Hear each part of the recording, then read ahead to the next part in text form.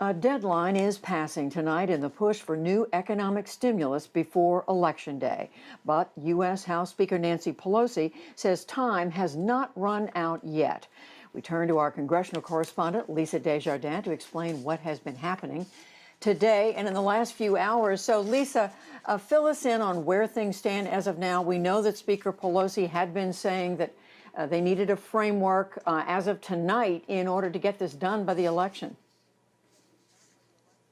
That's right. They do not have that framework in place. They still have areas of disagreement. Though Speaker Pelosi put out a message tonight saying that they believe they have gotten closer. She and the main negotiator for the president, Treasury Secretary Mnuchin, had another phone call tonight. You know, it might feel like deja vu to people. What was this deadline? Why did we think there was a deadline? Pelosi essentially is saying they need a deal within the next few days. She originally said today, in order to pass relief by the election day. And as like any kid trying to make the school bus, they're trying to push it almost as far as they can. So now it looks like negotiators will again return tomorrow. There remains a question about Senate Republicans, and Senate Majority Leader Mitch McConnell, the Washington Post reports today, told his Republicans he does not think there should be a deal now, that he does not have faith in Pelosi.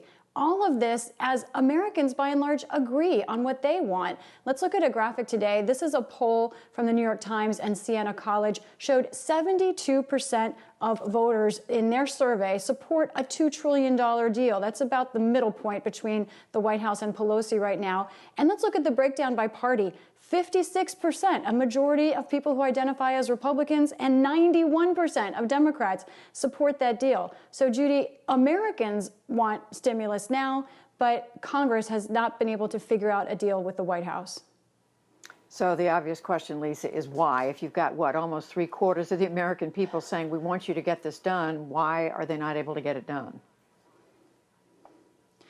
We spoke about the politics last night. That is a major factor in the election looming. But I want to talk about something else. These are two parties that are seeing and feeling very different effects of this coronavirus. Let's look at where the virus has hit the hardest. In this first graphic, you see highest unemployment in this country has been in places like Hawaii, Nevada. The highest economic loss by GDP, Hawaii, Nevada, Michigan. Highest revenue loss for the states. You see again, California, New Jersey, New York. Most, but not all of those states are led by Democrats and largely blue states. Now let's look at the opposite. Where are things going the best in this crisis relatively? You look at those states, where is unemployment the lowest right now? North Dakota, South Dakota, Nebraska, Iowa, Missouri, also Vermont. Then where is the economy doing the best? Utah, Arizona, North Dakota again. Where is the lowest revenue loss for the states? Places like Kansas, Kentucky, North Carolina, West Virginia. Those are red states, Judy. So you see a real disparity in which states are being hit. And that disparity, I think, is reflected in the urgency of lawmakers at the Capitol, with Democrats pushing for much more sweeping aid, Republicans reluctant to go that far.